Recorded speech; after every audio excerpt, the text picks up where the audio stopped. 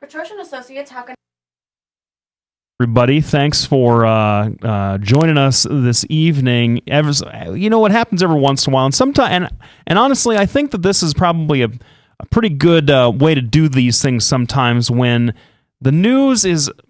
Oh man, I am tired. I am tired of the election so far, because like the 2016 stuff so far, because we don't need to think about it yet. We literally don't need to concern ourselves with every single person getting involved in the race at this point. It just doesn't. I mean, the stuff with Bernie Sanders' essay from the 70s is just ridiculous. Carly Fiorina's thing, her college paper about the federal government and education is just ridiculous.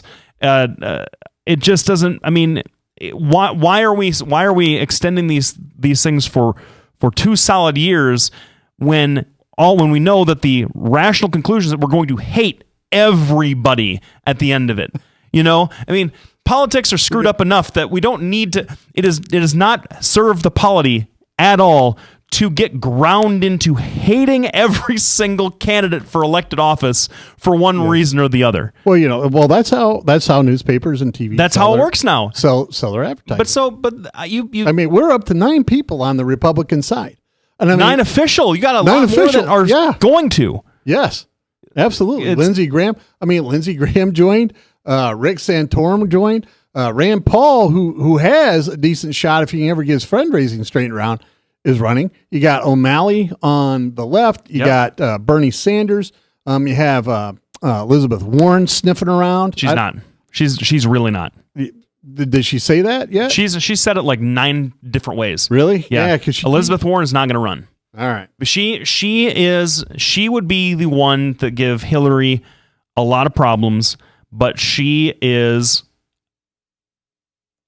her thing is that she can affect her agenda, which is significant financial reform, better from the Senate, working in debate and keeping the Democratic body in the Senate honest to the liberal base better than she could as president, in my opinion. And that's kind of what she said too, that she'd rather be a senator than.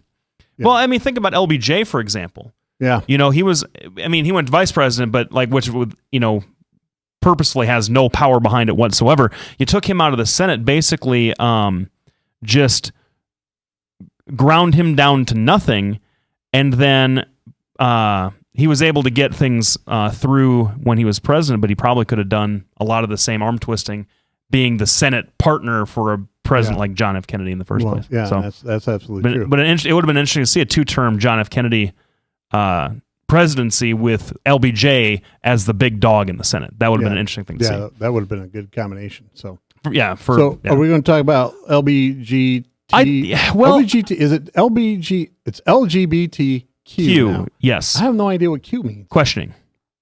Ugh. Yeah. All right. And because you struck on something that interests me a lot, because I don't know quite where I fall on the PC issue. Okay, because I do think that there are a lot of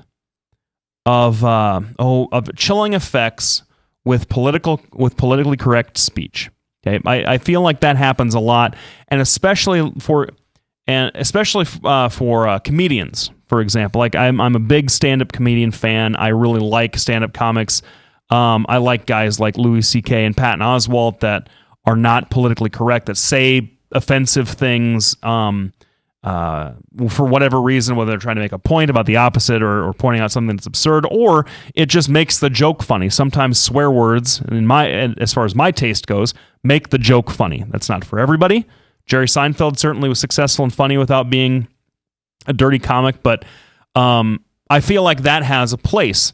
I feel like if you're going to be a comic with a social conscience, making jokes out of serious issues, and I only bring this up as an illustration of what comedians recently have been getting in trouble for, making jokes about rape or rape culture or other women's issues that you've seen guys like a Jim Norton or a Daniel Tosh getting deep hot water over. I feel like in those instances, maybe the PC folk or the folks that are really into political correctness are either missing the point or are driving at something that we don't necessarily need to change. However, when it comes to issues of sensitivity for truly at-risk and marginalized populations, and I think that trans, especially in this country, even more so than maybe our lesbian and gay friends, because especially homosexual men have gained a little bit more political cachet than they ever did in the last few years. But the trans community is still very marginalized, very stigmatized. And if moderating language to address some of their concerns helps them feel more accepted in their culture and more comfortable expressing who they are as people, I don't think that's really all that harmful.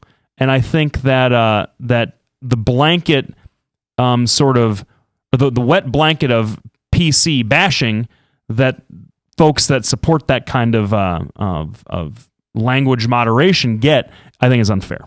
Well, and I just to go along, because I agree. I think you and I agree on that point. Mm-hmm. But here I am on the NLGJA.org style book, and it says under balance.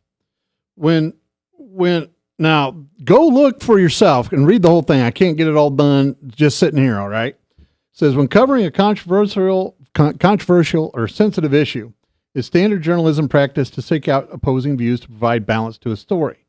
However, there are times when balance doesn't further understanding of the issues or the story. Mm-hmm. Yeah, that's true, but you should always have multiple views, even if it doesn't further the understanding of it.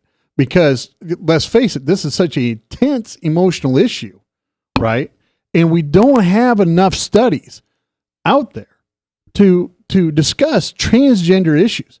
I mean, for crying out loud, there's only 700 people that belong to this group, right? Transgenderism doesn't happen very often. We don't even know how often it happens. Mm-hmm.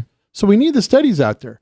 But the thing is they're going through here talking about, well, don't create a false dichotomy. Well, if you're an honest journalist, you won't do that anyway. You're going to provide the roundtable as it needs to be.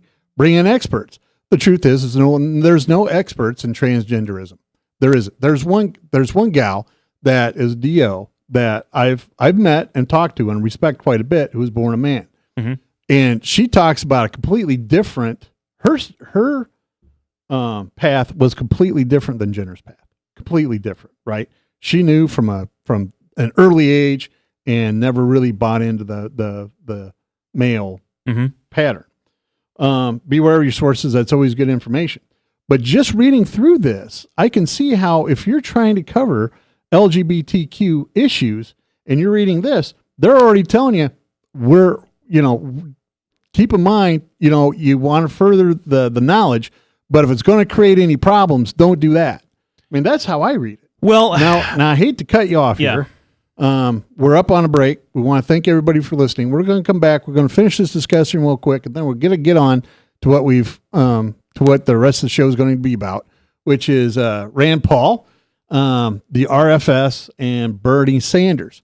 So I think we'll take whatever time is necessary because this is an interesting conversation. Yeah, and we'll be back right after this break. Thanks everybody for tuning in.